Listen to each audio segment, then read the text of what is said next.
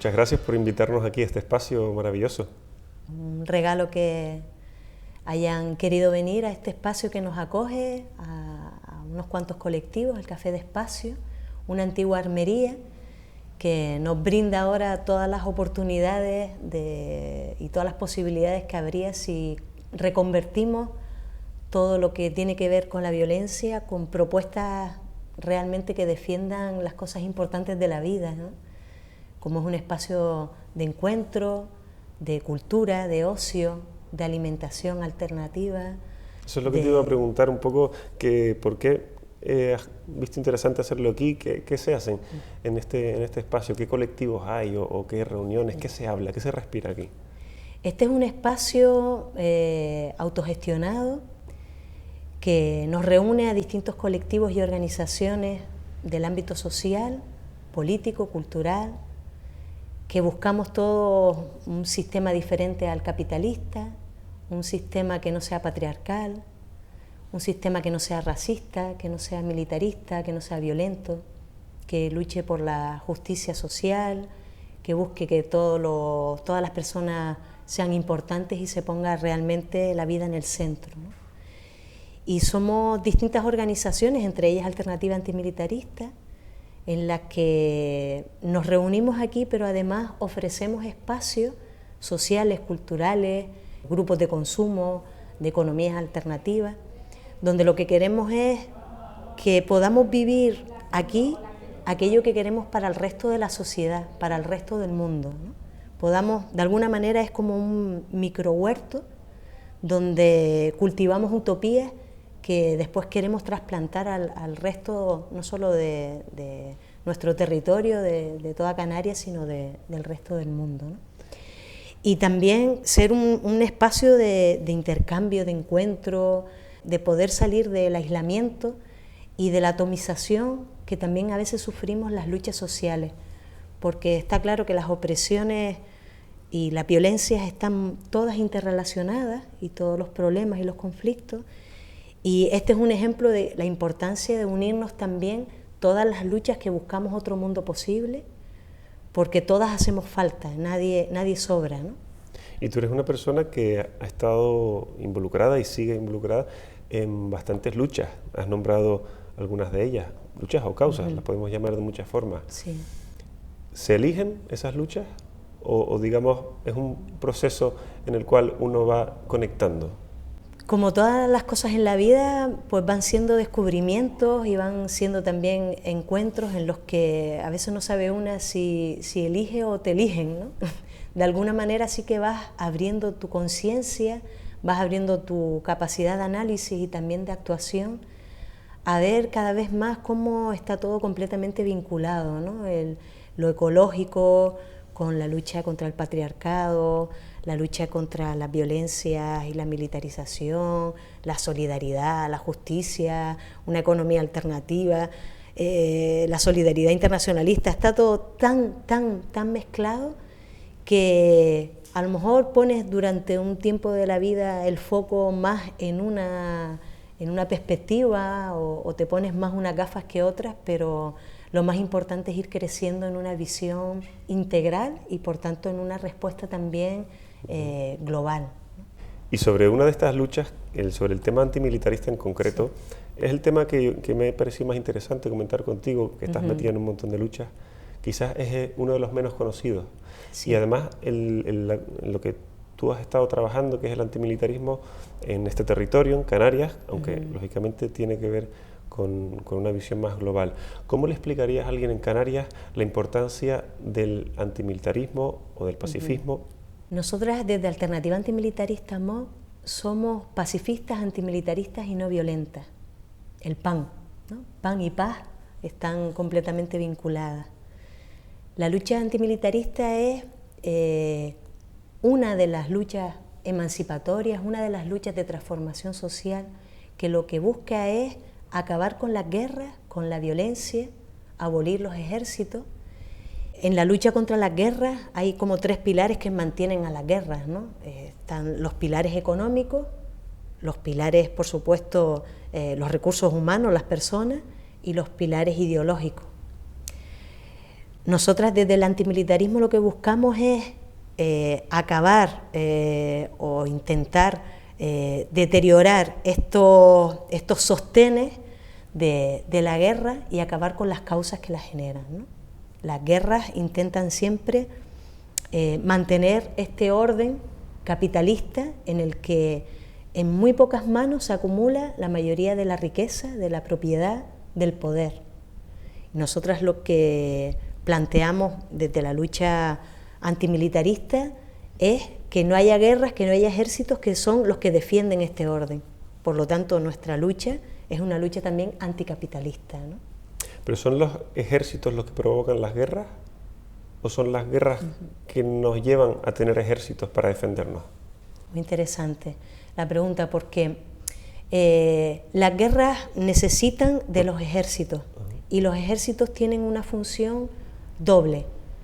A nivel externo, además recogidos en las directivas de defensa del Ministerio de Defensa de España, la función que tiene el ejército en el exterior es guardar los intereses de la clase dominante, de los ricos, y de todas las rutas del expolio de los recursos naturales de otros lugares, de otros países. Mantener que eso siga así, ¿no? Por lo tanto, en el exterior, mantener los intereses de la clase dominante, de los ricos. Pero incluso cuando hablamos de misiones de paz. También, clarísimamente.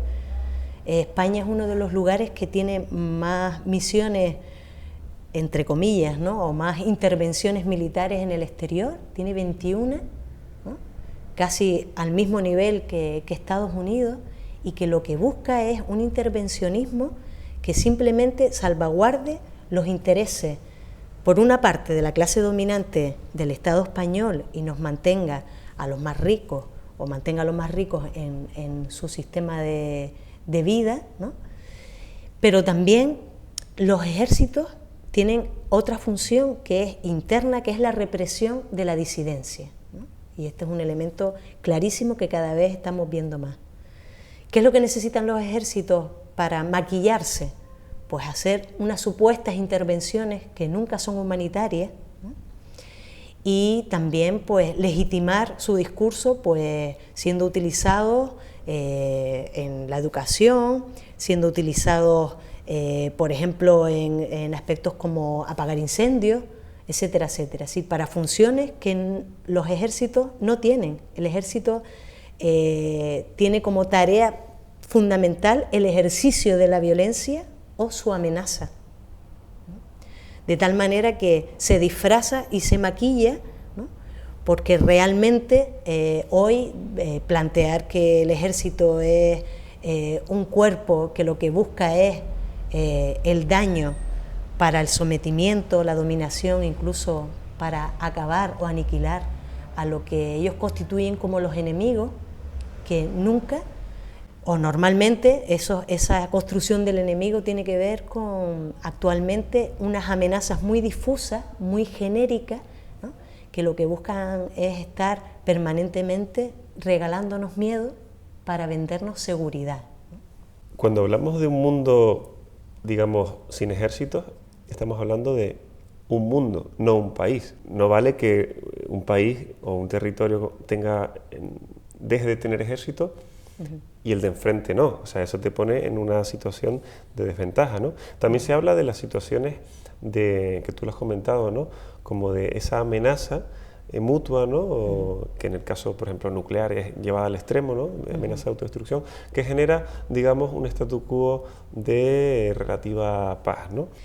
Sí, la idea, como todas propuestas, digamos, emancipatorias o de que buscamos horizontes de garantía de derechos y de libertades, de satisfacción de necesidades básicas para toda la humanidad, por supuesto que tenemos una visión planetaria, una visión redonda, una mirada redonda, pero también es muy importante en esto que planteas tener esta mirada gradual, ¿no? Y de tránsito, de que estamos en un proceso en el que vamos progresivamente desmilitarizándonos, desarmándonos, cuando favorecemos el desarrollo de todas las personas, de todos los colectivos, de todos los pueblos, y cuando respetamos los derechos humanos, ¿no? Que son las 4D de una cultura de paz: desarme, desarrollo, desmilitarización y derechos humanos, ¿no? por supuesto todo con una quinta D, que es la democracia, el que realmente todas podamos ser parte de los procesos políticos, ¿no? Y todas estemos representadas.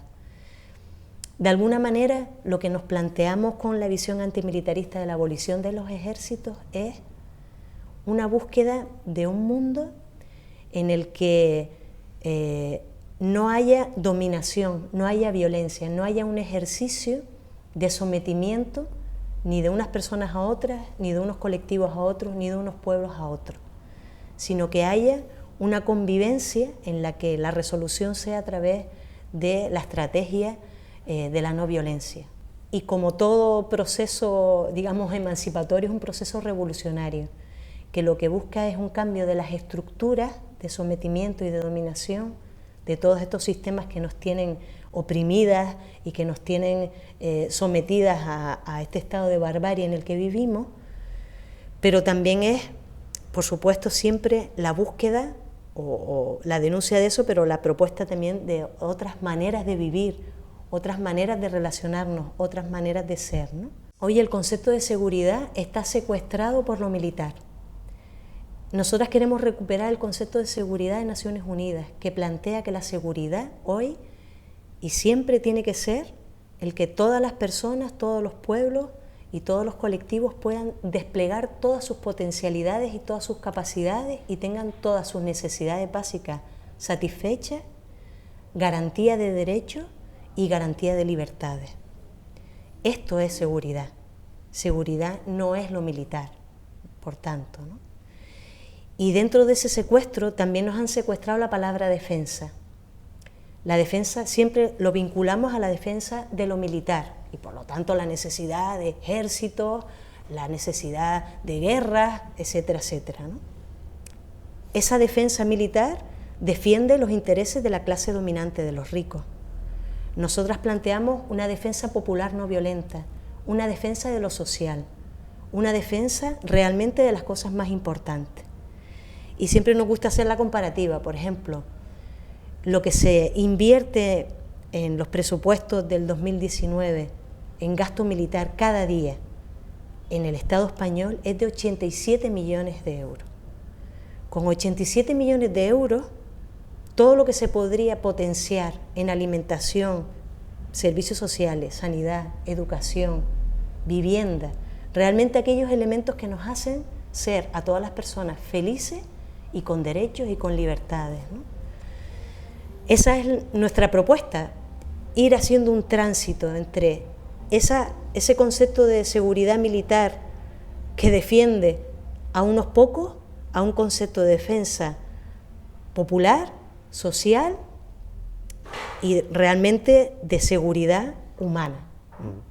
Por lo tanto, acabar con los gastos militares y realmente hacer un trasvase de todo eso, un tránsito a una inversión en realmente aquellos conceptos que nos dan vida y que ponen la vida en el centro y que hacen que la lucha entre el capital y la vida gane la vida y no como actualmente que está ganando el capital con el aval y con la protección de los ejércitos, ¿no?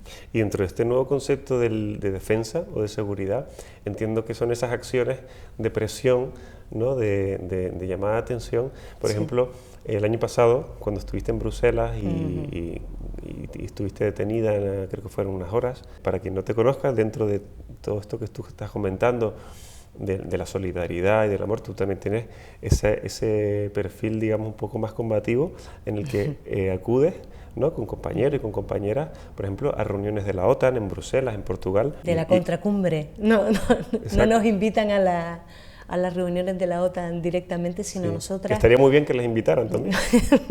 Sí, no interesamos. Es muy interesante. A ver, la estrategia que nosotras utilizamos es una estrategia amorosa. La estrategia sociopolítica de la no violencia lo que busca es el desarrollo de la transgresión de la norma, de la desobediencia de la norma, de la tradición, de la ley, porque muchas veces son los sostenes de las injusticias. Irrumpir de alguna manera, bloquear y dramatizar el conflicto, sacarlo a la luz y plantear que hay otras maneras de resolver las cosas importantes de la vida y que no podemos seguir manteniendo estas situaciones de opresión que castigan y desposeen a la mayoría de la población de derechos, de libertades y de condiciones de vida para sobrevivir, ¿no? Simplemente.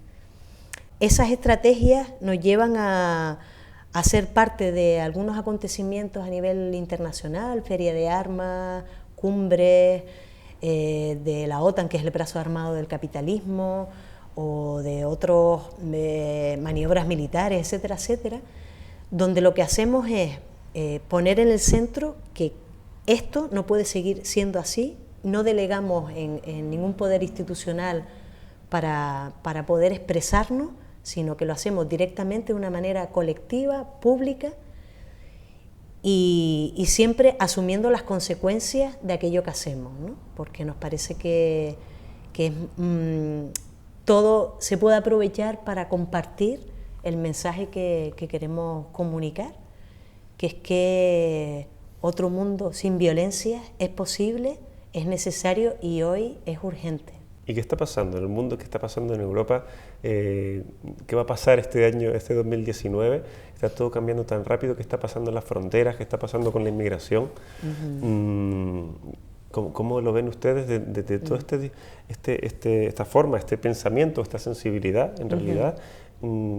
¿Qué soluciones prácticas podríamos plantear para este año? Pues muy interesante, porque nosotras planteamos, una de las campañas en las que estamos participando es España está en guerra en las fronteras. Y lo que buscamos con ella es denunciar la Europa fortaleza, esta Europa que por una parte siempre gana el negocio de la guerra, porque la misma industria militar que envía, que exporta armas, importa migrantes, ¿no? Y personas refugiadas o exiliadas, pero también esa misma industria se enriquece no solo con la construcción de las armas, sino también con los mecanismos de seguridad y de control de fronteras. De tal manera que en ese negocio de la guerra, que es el que nosotras queremos interrumpir el gasto militar, la industria armamentística, la investigación I+D vinculada a lo militar, queremos interrumpir también el comercio de armas, y todo esto gracias a las entidades financieras, que 3 de cada 4 armas no se podrían desarrollar si no llega a ser por la financiación de los bancos, que nosotros le llamamos los bancos armados, que en el Estado español es el BBVA, el Banco de Santander y Bankia, principalmente, los 3 bancos que están más vinculados a la industria armamentística. En este negocio... Pero porque financian, digamos, a empresas fabricantes de armas. A la industria militar y al I+D militar, de tal manera que si ese dinero no se invertiría en armas, ¿no? Y en favorecer ese comercio y esa elaboración o creación de las armas, se podría interrumpir este ciclo, este monopolio, este negocio de la muerte que es el negocio de las guerras, ¿no? Dentro de ese negocio está el negocio también de la xenofobia, el negocio de la construcción del enemigo, como ahora también la Directiva de Defensa del Estado español considera que una de las amenazas es la inmigración, ¿no? Visto desde esa perspectiva, siempre van a plantearnos que las personas migrantes son nuestras enemigas, van a ser los chivos expiatorios de cualquier tipo de fracaso de las políticas internas, ¿no? La culpa de los recortes de derechos y de libertades nunca es de unas personas, un colectivo determinado, siempre, por supuesto, es de una toma de decisiones que además no vienen ni de los partidos políticos, sino que vienen de las grandes empresas multinacionales, que son las que gobiernan realmente el mundo, ¿no? Y parece que donde más se está avanzando, digamos, en un sentido de innovar en políticas públicas, de innovar en nuevos modelos, es a nivel local. Claro, ¿qué ocurre? Los ayuntamientos o las entidades locales no tienen realmente acceso a estos mecanismos, que son quizás multilaterales. Digo yo que no tienen, pero igual sí lo tienen, no sé cómo lo ves tú. Y no solamente instituciones locales, sino las personas ya. ¿Qué posibilidades tenemos de actuar si realmente estamos en sintonía con todo esto?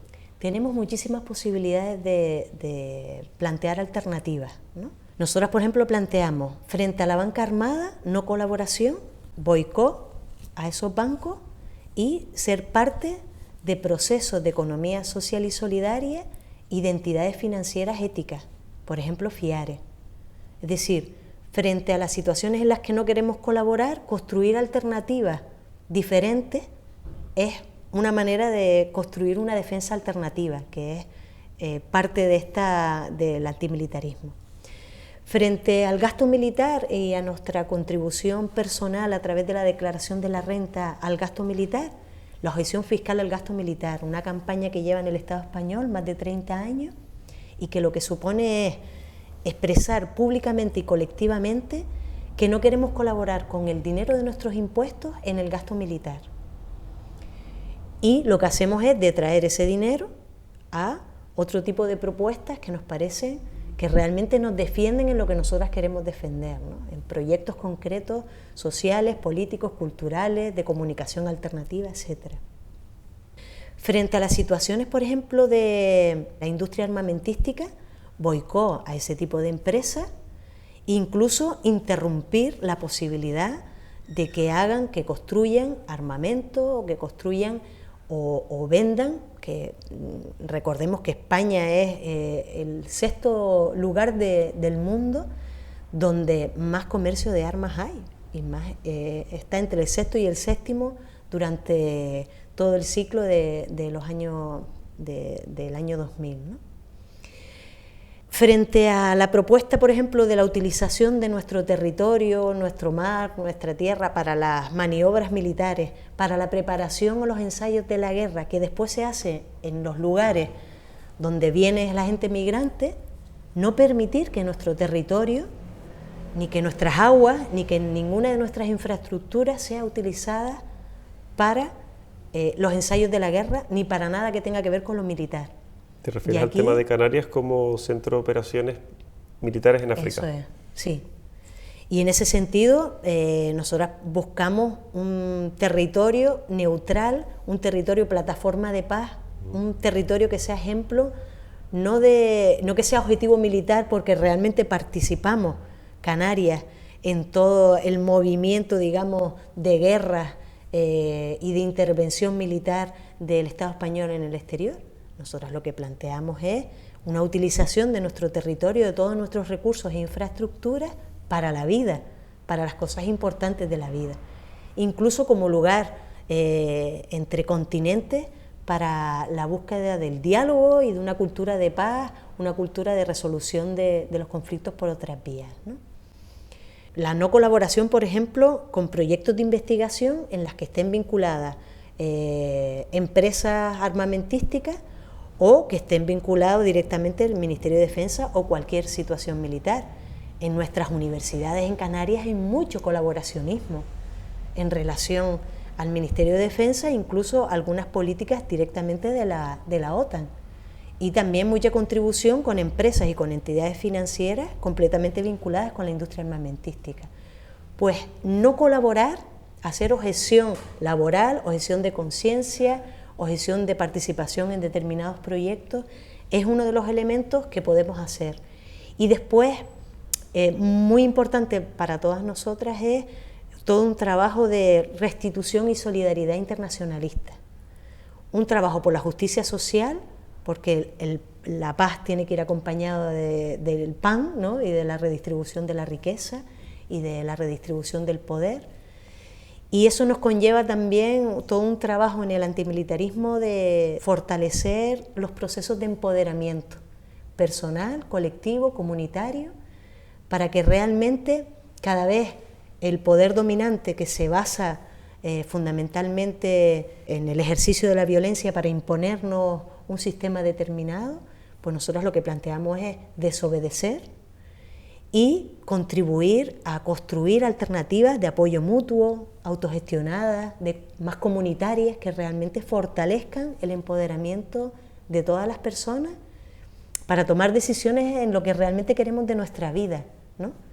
Y lo que queremos de la vida para todas las personas, cuidando además el medio en el que estamos y nuestro planeta, ¿no? Y cuidarnos los unos a los otros, sobre todo. Claro, lo central en cualquier política o estrategia sociopolítica no violenta es los cuidados como elemento central, ¿no? La ética de los cuidados es muchísimo más importante que cualquier otro elemento. Y por eso también hay toda una dimensión en nuestro trabajo que es defender a las que defienden y buscar de alguna manera la protección de aquellas personas que se juegan la vida en otros lugares por defender los mismos derechos que defendemos aquí, pues a través de acompañamientos internacionales, de ser de alguna manera como una especie de muros de protección o de escudos humanos de protección a esos colectivos, a esas personas que se juegan la vida por defender los derechos y las libertades para todas las personas y sobre todo de la naturaleza, ¿no? Coldovi, muchas gracias, de verdad. Bueno, Un placer. un gusto, muchas gracias por abrirnos esta ventanita también antimilitarista junto con otras perspectivas emancipatorias, a sentir que realmente esto es posible hacerlo porque ya lo estamos haciendo.